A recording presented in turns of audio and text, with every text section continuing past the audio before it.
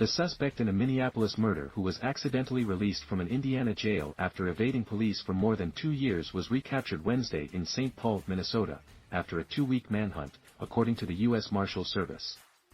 Kevin Lamarr Mason, 28, was arrested after the U.S. Marshals North Star Fugitive Task Force and Dakota County Sheriff's SWAT executed a body-only search warrant at a residence on the 900 block of Summit Avenue in South St. Paul on September 28, News.com has learned.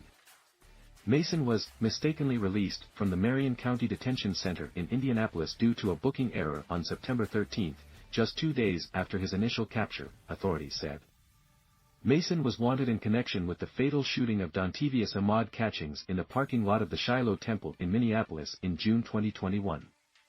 He had 2 other warrants for his arrest out of Minnesota, for alleged parole violation and firearms possession.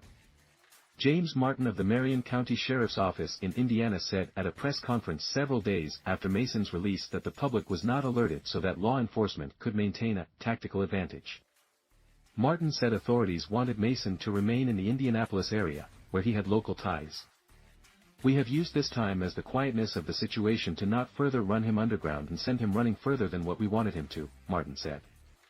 Nevertheless, Martin conceded it was possible Mason had left the area, which he ultimately did. 2 clerks were fired for the errors that led to Mason's release, Martin said. A clerk in Indiana made the first mistake when she removed 2 holds from his file thinking she was correcting a duplicated record. Our clerk that was reviewing it sees 3 Minnesota holds, didn't realize what she was doing, obviously, Martin said. It's a critical error, critical mistake. They're identified very specifically by the originating agency that did it.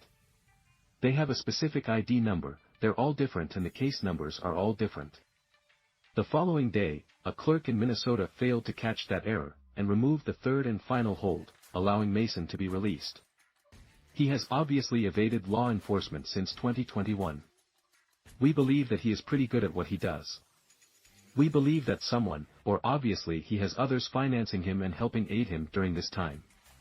Even today, we believe that's what is going on, Martin said at the time. The multi-agency manhunt led investigators back to Minnesota, and they surveilled the residence where Mason was finally captured.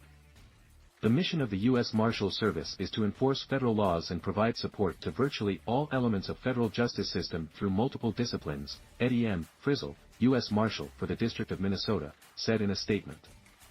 The U.S. Marshals have a long history of providing assistance and expertise to other law enforcement agencies in support of fugitive investigations. I want to extend my thanks to everyone involved in assisting with the arrest. TMX contributed to this report.